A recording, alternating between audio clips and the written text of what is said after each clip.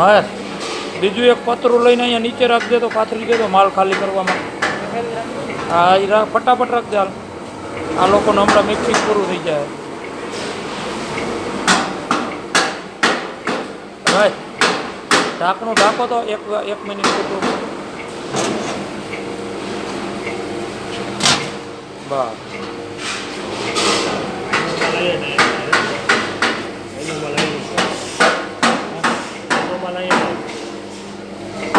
હવે ઢાંકણું લઈ લ્યો. હવે ઢાંકણું લઈ લો તમે. બસ હવે તમે તમારે જોઈએ રાખો.